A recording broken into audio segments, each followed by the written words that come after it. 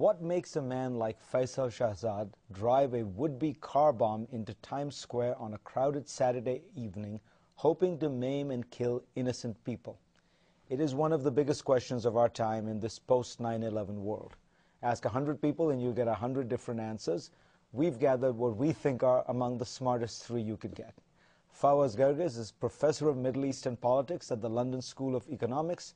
Bernard-Henri Lévy is perhaps France's most important public philosopher. He's the author of the book Who Killed Daniel Pearl? And Irshad Manji is a Muslim determined to reform her faith. She is the director of the Moral Courage Project at NYU. Bernard, when you watched this Times Square bombing and you learned that this man came from Pakistan originally and then went back and seems to have gotten radicalized, did it remind you of your journey in Pakistan tracking the killers of Daniel Pearl? Oh, of course. And on many respects, many regards. First of all, the camp where he seems to have gone in order to be trained, I know it a little, the camp of Kohat near Peshawar, which is one of the Taliban Al-Qaeda ruled camps where Omar Sheikh, the kidnapper of Daniel Pearl, the Wall Street Journal journalist beheaded, was also trained. So it's the same place. And the two characters, the two men, are very similar.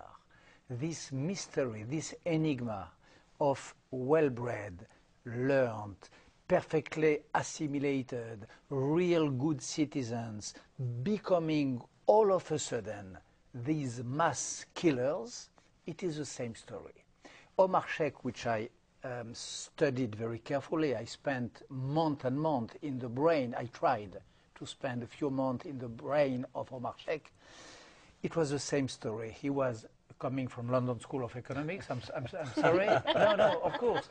He was a real product of British education, as the Faisal is a product of American dream, and something happens in the libido, in the brain, this has to be clarified, which suddenly makes the twist and put them to that. Now, I have to ask you, because you used one word there that struck me, in the libido. Mm-hmm. Yeah. You think something happened in Faisal Shahzad's libido? I don't know, but in the case of Omar Sheikh, it was clear. In the case of Omar Sheikh, there was one dimension which was clearly determinant, which was relationship to women, relationship to the supposed impurity or purity and so on of femininity, womanhood, a sort of fear, hatred and fascination toward that. So Faisal is too early, of course, nobody knows, but something very big must happen in order to produce that, of course. Well, what's your answer to this? Because the puzzle, I think Bernard puts exactly right, which is these are assimilated immigrants. They seem to be successful, at least by any conventional metric. And then some small crisis happens, and in external terms, it doesn't seem a big, he loses his apartment, his house, or something like that. And he becomes, and it drives him to terrorism. Ultimately, Fareed, I do think that what we're seeing right now is what I would call the globalization of grievance, thanks in part to the freedoms of the internet and the fact that online jihadis are using and abusing these freedoms to preach what I would call a false narrative. And the narrative, I think, is something that Faisal Shahzad actually fell into.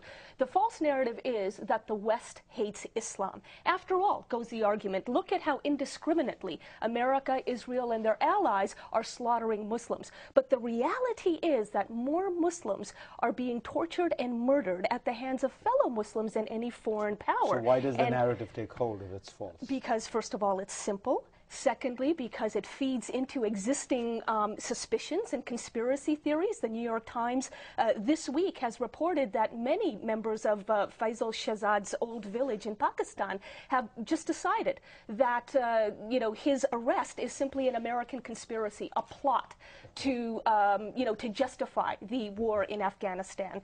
And so these are easy and lazy narratives. And what I would suggest to you is that moderate Muslims around the world world have not been aggressive enough in pushing back against this narrative for one reason, and that is that moderate Muslims are so caught up in their own defensiveness about what they consider to be Western colonization that they have been distracted from the imperialists within Islam.